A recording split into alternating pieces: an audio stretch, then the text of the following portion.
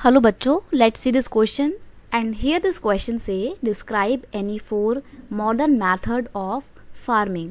Question आपसे बोल रहा है कि फार्मिंग के कोई 4 मॉडर्न मेथड बताइए विच हेराल्डेड द ग्रीन रेवोल्यूशन, जिसने ग्रीन रेवोल्यूशन को लाने में बहुत मदद की थी। उन मॉडर्न फार्मिंग मेथड के तरीके बताइए। Right one harmful effect of the green revolution, और फिर बोल रहा है कि ग्रीन रेवोल्यूशन आई, ठीक है, लेकिन उसके कुछ हार्मफुल इफेक्ट भी पड़े होंगे, तो उसमें से कोई सा एक हार्मफुल इफेक्ट भी बताइए। तो यहाँ पर हम किसकी बात कर रहे हैं? ग्रीन रेवोल्यूशन की बात कर रहे हैं। क्वेश्चन का की कॉन्सेप्ट है ग्रीन रेवोल्यूशन। अब ग्रीन रेवोल्यूशन के टाइम पे हमने क्या किया था? मॉडर्न तरीकों से खेती बाड़ी की थी। अब वो मॉडर्न मेथड क्या क्या थे हमारे फार्मिंग में, वो हमें बताने हैं।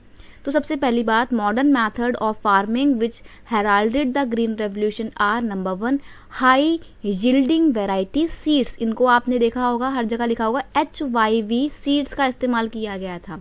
ये बहुत ही बेस्ट क्वालिटी के सीड्स होते थे।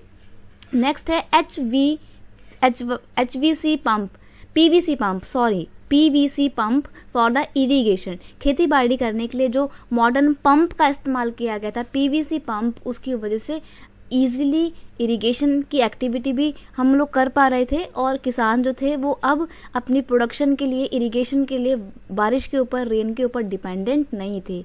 मल्टीपल क्रॉपिंग, इसमें क्या होता है कि एक ही लैंड पर आप अलग अलग खेती जो है आप कर सकते हो, अलग अलग क्रॉप प्रोडक्शन आप कर सकते हो। मल्टीपल क्रॉपिंग इसे कहा गया है और ऐसा इसीलिए पॉसिबल हो पाता है क्योंकि आप अच्छी क्वालिटी के तरीकों का इस्तेमाल करते हैं, मॉडर्न तरीकों का इस्तेमाल करते हैं। नेक्स्ट है आपका फर्टिलाइजर, केमिकल फर्टिलाइजर का इस्तेमाल करेंगे आप, तो ऑब्वियस सी बात है आपकी जो प्रोडक्शन है वो अच्छी होगी।